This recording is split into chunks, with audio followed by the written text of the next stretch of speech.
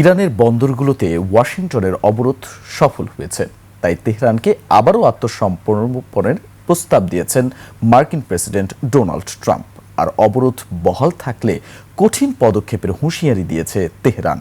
এদিকে ইরান যুদ্ধ নিয়ে আমেরিকার বাজেটের প্রথম শুনানি অনুষ্ঠিত হয়েছে, যেখানে এই যুদ্ধকে চোরাবালি বলায় এক ডেমোক্রেট আইন প্রণেতার ওপর ক্ষেপে যান মার্কিন প্রতিরক্ষা মন্ত্রী পিট হেগসেথ। অন্যদিকে রাশিয়া ইরানের ইউরেনিয়াম ইস্যুতে যুক্তরাষ্ট্রকে সহায়তা করবে বলে জানিয়েছেন ট্রাম্প। বিস্তারিত আফসানা নীলার রিপোর্টে।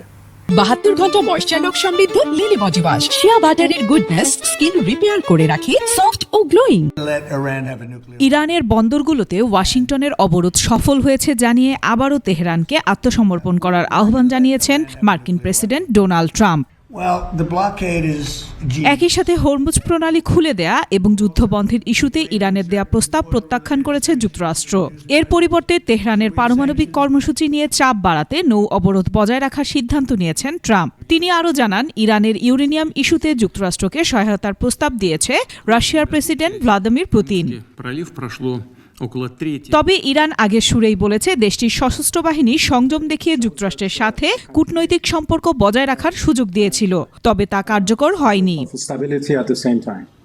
এদিকে ইরান যুদ্ধ শুরুর পর প্রথমবারের মতো বাজেট নিয়ে যুক্তরাষ্ট্রের হাউস আর্মড সার্ভিসেস কমিটির সামনে হাজির হয়ে প্রশ্নের মুখে পড়েন মার্কিন প্রতিরক্ষামন্ত্রী পিট হেগসেথ। ইরান যুদ্ধকে চোরাবালি বলায় ডেমোক্রেট আইন প্রণেতার উপর ক্ষেপে যান তিনি। ট্রাম্প কোনো চোরাবালিতে আটকে নেই দাবি করে মার্কিন প্রতিরক্ষামন্ত্রী বলেন, এ ধরনের মন্তব্য আমেরিকার শত্রুদের হাতে প্রচারণার রসদ যোগাচ্ছে।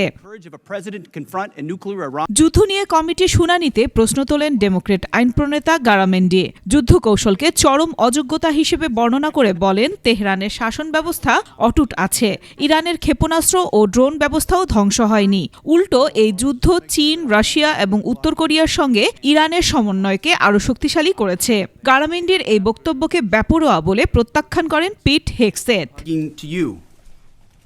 অন্যদিকে যুক্তরাষ্ট্রের জব্দ করা একটি ইরানি কন্টেইনারবাহী জাহাজে থাকা 6 জন ক্রুকে মুক্ত করা হয়েছে। তারা নিরাপদে দেশে ফিরে এসেছেন। আফসানা নীলা, ডেস্ক রিপোর্ট, 21 টেলিভিশন।